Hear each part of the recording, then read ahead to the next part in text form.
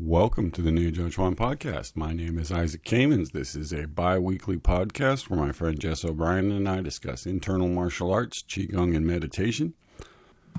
This week we're going to continue our discussion on Grandmaster Sun Lutang, making the shift from his xingyiquan to his bagua zhang. We're going to talk about our own experience training both xingyi and bagua zhang. Then we're going to get into how Sun Lutang met Cheng Ting Hua, his main bagua teacher, and how Cheng's teaching sort of led Sun on this journey to go more into Taoism and to explore the connections between Taoism and his martial arts. So then we're going to look at the sort of overall connection between bagua and Taoist meditation. Thanks for listening. Take care and enjoy the episode.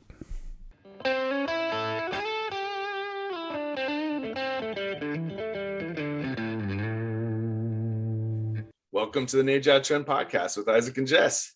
Today we're continuing to talk about the famous Chinese martial arts master Sun Lutang. And he was well known for participating in all three of the Chinese internal martial arts, Tai Chi, Xingyi, and Bagua. And we've been talking a lot about his Xingyi because that strand of Xingyi flowed down to Liu Hongjie, the master we've been profiling a lot over the last couple seasons. And so now we wanted to look a little more at the bagua as taught by Master Sun Lutang. And this is kind of fortuitous because right around now is when we were going to shift this season from our Xingyi discussion and move more into a discussion of bagua. So we've spent quite a bit of time breaking down Xingyi masters and some of their teachings. Now we're going to move into a new phase where we're going to talk more about bagua from some of the same folks who are involved in the Xingyi part, but also new teachers that we'll be looking at, all of whom were part of the martial arts education of Liu Hongjie back in the 1920s and 30s. Sun Lutang was the sort of the godfather of what we call internal martial arts, right? He took the notion that there were these martial arts that shared common practices, common sort of origins, and those being Tai Chi, Xingyi, and Bagua, and that they were a quote-unquote internal family versus external martial arts. And this was a sort of radical notion of the time, this idea that organizing with his fellow teachers to build these more like preservation organizations that's spreading martial arts, right. Teaching himself. He's helping to build up culture. So to what you were saying, the connection to Liu Hongjie is that he taught directly taught one of Liu's teachers, and then sort of indirectly there was a lot of back and forth. I remember one time when we interviewed Bruce, as we were leaving the restaurant, he kind of grabbed my arm and he said, my teacher met Sun Lutang, and he's like, it wasn't just some guy in a book, it was a real person that he knew. And it was like made a point that it was right there. Like you said, he was in the middle of this like Renaissance, and Sun Lutang was kind of the Michelangelo of the group. And it's not so long ago. It's a few generations back. So this is basically 100 years ago in 1922, this type of stuff is going on. And here we are 100 years later, sort of looking through the lens of the books that have been published and translated into English and the pictures and the stories, and trying to get a sense of this flowering of internal martial arts during that time period that Master Liu Hongjie was part of. And still 100 years later, I mean, Sun Lutang's writings are some of the best out there. So and there continues to be debates. Like we were talking a few episodes back, Master Zhao from Zhang Zhaodong School saying, quit talking about internal martial arts and get out there and prove it. And Sun Lutang takes a little more civilized aspect. He's all about that self-cultivation and becoming a gentleman and a scholar and a learned person through the practice of martial arts and the morality involved. The intellectual side of there's an intellectual side. And that debate continues to this very minute as people take up arms on both sides. And to me, I think there's truth on both sides. I think their martial arts is definitely about fighting and winning. Yeah. And yet at the same time, there's some cool principles involved in the three internal martial arts that I do think can be self-cultivation skills. Yeah. And I think there was that piece that he had proven himself as a martial artist enough that when he did this, people couldn't say much to dispute it because he had done all three with like the top guys of the that were alive at the time. So and he proved himself in combat by winning matches. Then when he spoke about philosophy, it meant a lot more than someone who's just making up philosophy and doesn't have that foundation to back it up. Yeah. Well, before we jump into Sun Ludong, there's this sense of Xingyi and bagua coming together.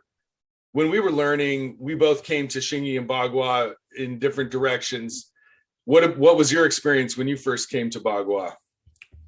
Well, I had an interesting beginning with it, which is I tried to do it. I did like a 7-8 week session of it. And I really weekly class in Fairfax. Weekly classes. And I just couldn't, it didn't make sense. And I couldn't really do it. And it felt very awkward. And just too many instructions and stuff to try and follow? Or? Yeah, and things that didn't make sense to me. For example, the one that always sticks in my head is he kept saying, kick them with your hand, right? This idea that your foot is driving your hand forward. That made no sense to me whatsoever. And so I just kind of left it off to the side because very soon after that, he started teaching Xingyi, and it was like, oh, this makes sense. And I started doing Tai Chi and Xingyi around the same time. And it just, those kind of were more natural. And bagua had this sort of almost supernatural thing where it was like, you're doing things that don't happen in normal life, right? Like you're turning in ways that you don't ever have to turn, where Xingyi and Tai Chi had more movements that you would just do, like if you were opening a door or picking something up or chopping wood. Things things I was familiar with. Plus the attitude of Xingyi was just, smash the person. And as a person who's, 6 foot and 200 pounds, it was easy to just kind of use my body weight and my strength. It lends itself to your size and attitude quite nicely. Yeah, well, at first I didn't have anything but that, so it was like, well, at least I can just stand here and be kind of large, and that works to some degree. Where with bagua, it was people were running circles around me because I was like, what, what's happening, where's it going? And well, Master Sun Ludong starts off as really this thin young kid when he first gets into Xingyi. So he comes from that slim, angular Xingyi approach. Yeah, that might be less of a comfortable fit at first, but definitely built his power. Yeah, not exactly your or my body type, but right. Yeah. So I guess when I first started off, I found my way into. I had been doing Aikido as a teen for a long time, and then when I came across this guy who was doing Tai Chi in the park and I saw him start doing the circle walking stuff, I was like, oh, wow. Because all the arm movements and the sweeping footwork was totally natural to me. That's exactly what Aikido does. Right. You do the 180 turns and you sweep your legs back and forth, and the arms even swing in big circles. And I was like, geez, that looks awfully familiar. And not only that, I had been reading about Tao Te Ching and I Ching and stuff. And once I heard it was bagua, 8 triangles, were like, oh, yeah, like, I want to get into this philosophy and this, all the different mystical elements of it. So I was just a natural sucker for like bagua imagery and shapes, and got into the circle walking. But I knew something was missing because I just couldn't, when we first met, we've said on the podcast repeatedly, I was like, I tried to punch, but my arm would buckle in. I just somehow couldn't quite make the movements work offensively. And that's why I went on a quest to find Xingyi. But everywhere I'd go, the Xingyi people were more interested in doing bagua. And even when I found you in Kumar's class, that Xingyi was already over by then, so it was all about bagua. And I just kept seeking where I could find Xingyi. And it wasn't until later I finally came across somebody and some folks who were willing to do it with me and put in the hours and working with you. And finally we got Kumar to teach it to us as well. That power helped fill in for me and get that stability and strength behind my movement that I needed to make my bagua work a lot better. Yeah, well, that was that 10 years of training I did with Bruce before you showed up, was basically the Xingyi part of it, where right, he had been he hadn't been teaching Xingyi for a while when we first asked him, and he kind of did it reluctantly. And it was about 7 or 8 years that he had weekly classes of it.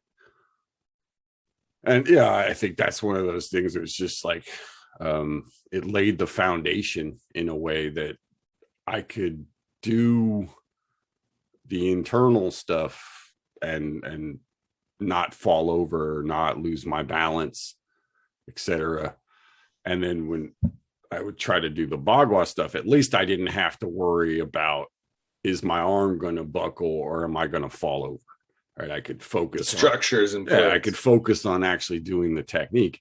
And one of the big kind of moments was I was doing something with somebody who he had always been a bagua guy the whole time. We started around the same time. He had only done bagua, and he kind of looked down on Xingyi. And actually, he'd been doing it a little longer than me, but roughly about the same time. And we were doing something in class, in the bagua class, and I did a technique, and he fell down. And Bruce came over and said something to the effect of, "Oh, look, you used to bounce off of him. Now he bounces off of you." And I sort of stood there and I went, "Yeah, you're right. Like he did. Like I didn't do anything, and he just fell down."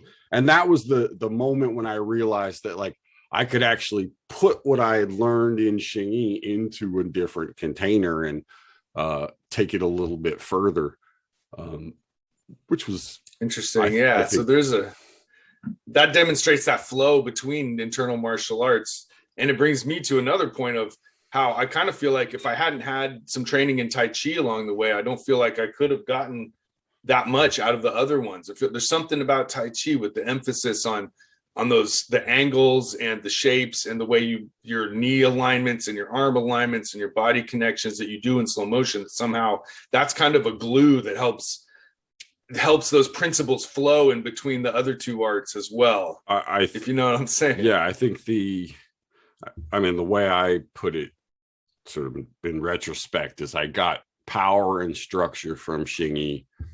I got softness and alignment, I guess, from Tai Chi, and from bagua I got how to put it all together into something that can change. And that nice way to put it. Yeah, I mean, it works.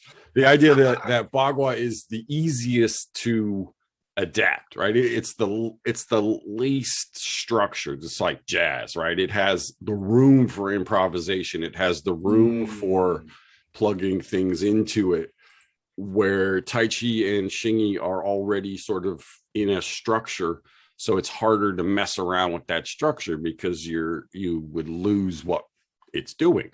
And so that part of bagua I always found fascinating. That I remember one time when I was first learning, there were these two guys hanging out, and one was a big guy and more of a Xingyi dude, and one was a little Asian guy who had done bagua and had sort of a broken English. But he said to the big guy, he said, "Tai Chi, Xingyi, bagua, inside same, outside different."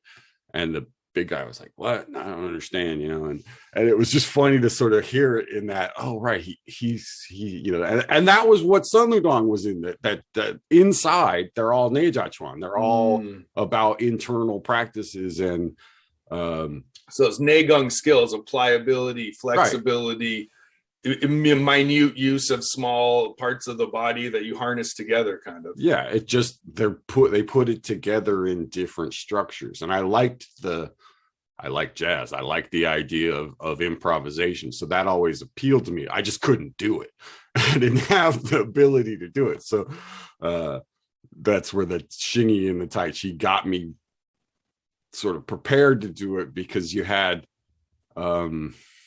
a little bit of both sides, and so it was easier to put it together. Like you have the hard and you have the hard and the soft, and you can say, okay, well, if bond between and bagua is the change in the line down the middle or something, and it was like, okay, I get this. But it took a long time before I could actually do that. It was just I like the idea. And Sun Lutong, Yeah. I mean, at the time, I think, I don't know if people realize this. If you wanted to read about bagua, there were 2 books, I think, that were readily available in English. There was the one, I forget the author, but the one with the little characters in it. The fighting guys, the little fighting cartoon Everybody, guys. that was the Neijiaquan. Yeah, that's the one. That was the, like, if you had, that was the one. If you had that, everyone was like, "Ooh, wow!" And the other was Sun Lutong's book, and that was it. I mean, there weren't any other really good books out there, and it was so. And then the Bagua Journal came out, which was like, oh, all of a sudden, in the early '90s, they started breaking a lot of the information. But even that was only little bits of it. It was little tastes of what was in these books, and you didn't really get like the whole thing unless you could get your hands on the book, right? And now we have Brandon, who's like pumping out awesome translations of a bunch of different great books. Yeah, and there's probably at least easily 100 books you could go and buy them bagua in English, where that just wasn't available. Heck no. And forget YouTube and everything. Nothing, man. Those are caveman days now. The first bagua video I ever saw was Lotus Shoes, and it was like, instructional. What? Somebody made a bagua video? It was shocking. Yeah, right. That was unheard of at the time. That was a damn good video. It was. Still is. Still is one of the best ones out there.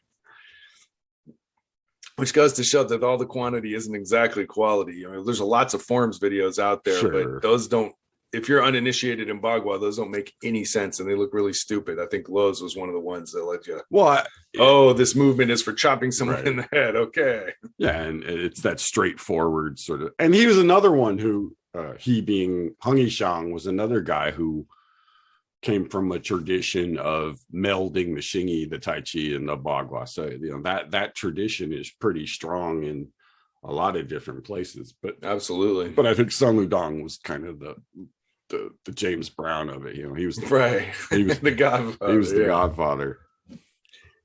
Well, let's take a look at Sun Lutong's move from xingyi to bagua from Ben Judkin's Martial Cultivation Journal. And Ben has a great website with a bunch of his writings about different parts of Chinese martial arts history.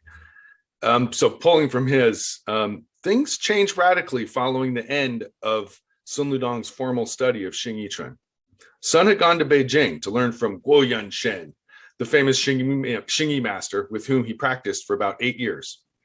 Guo then referred Sun to his friend and fellow martial arts teacher Cheng Ting Hua, a second-generation bagua master. Cheng had received his bagua from the founder, Dong Haichuan. Dong claimed to have learned his style from a mysterious wandering holy man. Most modern martial arts historians, however, credit him as the creator of the style. So this new teacher he goes to, his xingyi master says, "Hey, look, you're ready to do more and take it to the next level. I'm going to send you to Cheng Ting Hua." And Cheng Ting Hua's name is kind of the first bagua master that we're going to profile in this sort of second part of our season. And his name is the most well known because Cheng Ting Hua's bagua is the most widespread of all the different bagua styles. And he learned directly from the grandmaster Dong Haichuan. So here's a little bit more about Cheng. Cheng Ting Hua had a fearsome fighting reputation, and that alone probably would have been sufficient to attract Sun's attention. Yet it is interesting to note that Sun was no longer a young man when he first took up bagua. Depending on how you date his birth, he was already in his late 20s or possibly 30. Being a professional martial artist at the turn of the century was a strenuous affair. Injuries accumulated. Yeah, it feels young now, huh? It feels pretty young now. Right. We were once late 20s. Yeah. So Cheng was impressed with Sun and agreed to teach him. The two studied together for 3 years until Cheng Ting Hua pronounced Sun's martial arts education complete. At that point, Cheng advised his student to go out into the world and live the life of a martial artist, gaining the sort of experience that can only come from doing rather than from learning. Sun's daughter reports that he was reluctant to leave at this time, but got the following piece of advice from his teacher. If you want to climb the holy platform, it is necessary for you to study the origin and understand the principle of the I Ching. I know that some people in Sichuan province are especially skilled in these theories. You should travel there. This is that strain of bagua as a meditation thing too. Right? I mean, I think so. So here's this master Cheng Ting Hua, who's as high level as literally they come. And he advises his student Sun Ludong to go seek out knowledge of the I Ching and the mystical side of the bagua teachings, which is pretty interesting. And Sun Ludong's books, you can see he has a great amount of information and ideas about how to connect those things, I Ching and practice of bagua. Yeah, I mean, again, I think he was one of the first to really publish it. I'm sure other people were doing it and talking about it, but he was the first to really promote that idea. Right, and he put that idea out there. And tying Taoism into it gives it that flavor of antiquity that they like so much. So it helps kind of if you're trying to promote it, if you can also throw a bit of Taoist iconography on top of it, it gives people something that, like you said earlier, it was the I Ching stuff and the philosophy that that kind of drew you to it. That sucked me right in. I think that piece of it is quite appealing to certain folks. Yeah. And I guess it just brings up the whole idea of the debate that continues after Sun Ludong till now, which is, was this Taoist stuff just some sort of marketing slogan that was tacked onto it? Or are these arts really deeply intertwined with Taoism? Personally, again, I'd say there's a little of truth to both. For a lot of people, maybe it was on the surface, but for others who dug way into it, perhaps they did tap into these deeper understandings as part of it. Best I can tell, it was a choice that if you did bagua, there was a slot available for you to plug in meditation if you wanted to plug in meditation. So, for example, the tradition that Liu Hongzhi came from did have a very defined meditation practice that started with Zhu Wenbao and then later with Ma Gui, where he worked on this element of the 8 trigrams in bagua, which is a separate thing from the fighting aspects of bagua, but he had already done that. So, it was just going deeper with it. I think we've talked about this before, that at a certain point, after you can kick the shit out of people, what are you going to do with it? And if it already makes a great container to do these meditation practices, quote unquote, why not? Especially if you're. And I think bagua especially. Oh, sorry, but I was just going to say bagua especially has that with repetitive circles. And in the history, the founder Dong Ai-chun was well known for being a meditator, which isn't necessarily true for the other arts. So there's always this special connection between bagua is kind of the most mystical of the internal martial arts because of that. Yeah, it's the most purely Taoist, if you will, and it doesn't have as much of the influence of the other stuff, where it keeps this I Ching structure going, where to which you can take advantage or not, depending on if you feel like it. And some schools aren't interested in it, some are. That's the bottom line. I think one of the things in Bruce's book, he says, look, I was looking for the meditation within bagua for a long time, and most people weren't doing it. As a matter of fact, almost none of them were doing it. It was only a few of his teachers that had that and were interested in it and capable of doing it and cared about it. On this same topic, Martial Cultivation Journal, Ben speaks to it here by saying, Cheng knew enough about his teacher's past to realize that there was some connection between the actual study of Taoism and the initial creation of bagua. Further, he suspected that this happened in Sichuan province, and so he advised his better educated and prepared student to focus his search for answers on Taoism and to look in the Southwest. If his journal had not been destroyed during the Cultural Revolution, we would probably have a detailed understanding of Sun Ludong's investigation. However, we do know some critical facts. He visits Mount Ermei, Mount Wudong before the turn of the century. He learns Qigong, he learns Taoism. He may have started to integrate his own theories on Taoism into his martial arts at this period, but we have no evidence that directly testifies it. It's only after Sun moves to Beijing in 1910 that we start to have really well-attested evidence that his synthesis of Taoist theory and martial practice was matured into a form that we would currently associate with his teaching. So in other words, 10 years after the death of his teacher, he's in Beijing starting this movement to bring forward internal martial arts. And that's when he really starts laying out these Taoist theories in association with martial arts. Well, this was an ongoing thing. We've talked about Li Zhenyi and Zhang Xiaodong being part of a group that was promoting martial arts and organizing martial arts and publishing martial arts books. For example, in one of the books on Xingyi, the guy opens the book up with sort of a shout out to Sun Ludong and says, I wrote this book because there weren't that many books out there, but you can also go read Sun Ludong's book. And it's just one of those things of like, even back then they were, so there aren't that many of them. So there's only so much you can. Yeah. So I wanted to pull another thing from Ben's writings here, where he says he's talking about these new kinds of martial arts schools where they're trying to make a shift from the old days of the Qing dynasty when martial arts knowledge was closely held. There weren't really many books being published and schools were keeping to themselves. There's this opening up that takes place in the 1910s and 20s. And pulling from Martial Cultivation Journal, it says, an entirely new set of non-lineage-based institutions began to emerge in the urban areas of China between 1910 and 1928. The hallmark of these groups was a call for national salvation through martial arts education. They published martial arts, called for reform. They were calling for an end to secrecy and superstition. They published lots of newspaper and magazine articles on how hand-to-hand combat training was compatible with modern life. Every city had a few of these modern martial arts federations. A classic example might be the Tianjin China Warrior Society, which did much to popularize and spread Xingyi throughout Hebei and published a few of Sun Ludong's books. So I think we've run across that Tianjin Warrior Society before, right? Right. That's the sister group to the Esteeming the Martial Society, which is the one in Beijing. So there are these groups. They were all started by the guys we've talked about before: Han Musha, Zhang Zhongqi, Li Zhenyi. Those were sort of the founding members of this group.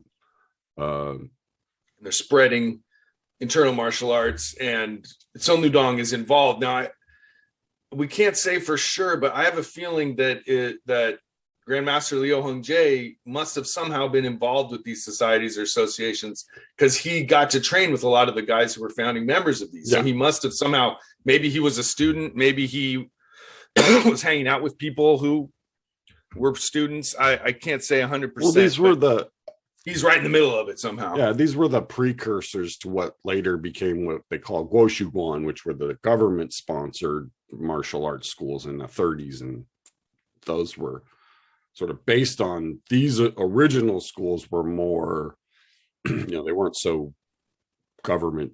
They weren't that official. Right? Yeah, they weren't government sponsored, but they definitely had this element of nationalism, and fighting foreigners was a big theme.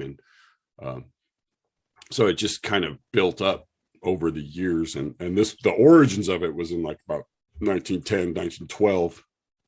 And then just over the next, 20 years, it really blossomed. And that's why they always refer to the 1920s as the golden age of internal martial arts, because that's when these guys were doing this synthesis of all hanging out together, trading ideas, cross training with each other, publishing books, promoting it, doing these events, these tournaments where they beat up big Russian guys, and all of this stuff was all part of this movement of, and that's what, Leo was a little kid growing up in this stuff, and so of course he was drawn to it. I mean, who wouldn't be?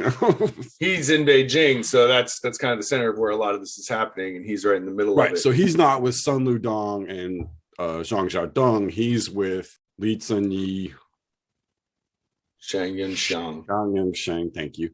So that whole group was but for example, Zheng Yunding, who was originally part of the Li Zhenyi group, he went and did bagua with Sun Ludong.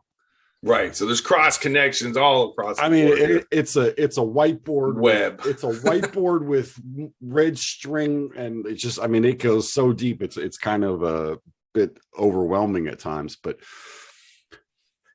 right. There's a lot of names, a lot of dates, Yeah. a lot of people, and as we've been doing, we're this just podcast, scratching the learning, surface. we're just learning as we go, as we dig and find more and more connections between different teachers and different lineages.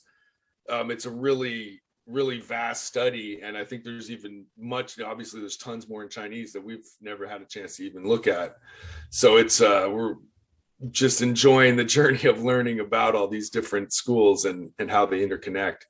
I wanted to throw in one more thing from Martial Cultivation Journal that highlighted part of Sun Ludong's teachings that we've been talking about Sun Ludong's books.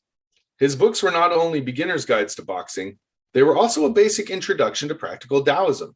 Sun believed that the inner instinct employed to anticipate and react in boxing was of the same root as the Wei in Taoism. This method of anticipating and dealing with change was a creation of the ancient sages, who in turn created the first internal boxing methods. These methods depended on a highly developed sense of intuition and encouraged the flow and transformation of qi, unlike external forms of boxing that relied only on brute muscular strength. So this paragraph is pretty interesting. It really reminds me of some of the stuff we've trained, where the idea of this inner instinct, that where you anticipate and react, that reminds me of the concept we learned about Xin, the heart mind, this sort of inner awareness that's deeper than your surface mind, where you're interacting and understanding like energies in an intuitive way. He's comparing that to the Tao, the way of Taoism. That's pretty interesting. Yeah. This is where, Bruce teaches from this perspective almost exclusively, right? This is what I grew up in, if you will. Right. From the age of 17, I kind of was indoctrinated into this idea that it's all based on qi. It's all based on layers of energy that exist in nature, and you're just kind of trying to move in harmony with those forces, right? And I think a lot of people kind of stumble into this idea because it's the easiest way to explain something that's pretty much unexplainable.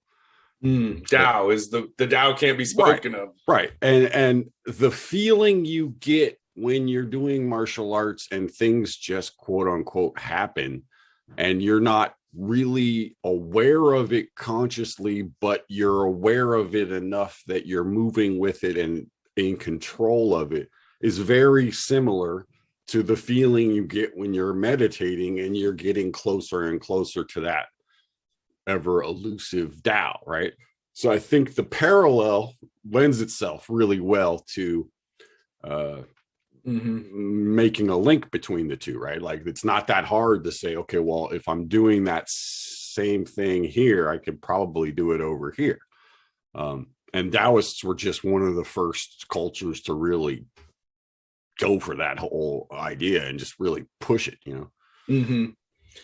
And I think what he's pointing out here on Ben's website, he's really emphasizing how the connection between internal martial arts actually helped revive interest in Taoism. He says here that Sun's books not only helped to spread and popularize Tai Chi and Bagua, they also helped to reignite the public interest in Taoism more generally. More specifically, he helped to popularize the sort of breathing exercises that would later become the Qigong of the 1950s. So yeah, it's interesting to think that it was martial arts, not unlike now, where people will take martial arts and get interested in Asian culture and philosophy. Maybe this isn't so different. Back then, it was like using martial arts is actually bringing interest into the religion and spirituality. Hey folks, Isaac here. We'll continue this discussion in our next episode and probably a few after that. I hope you've been enjoying our little journey into Sun Ludong.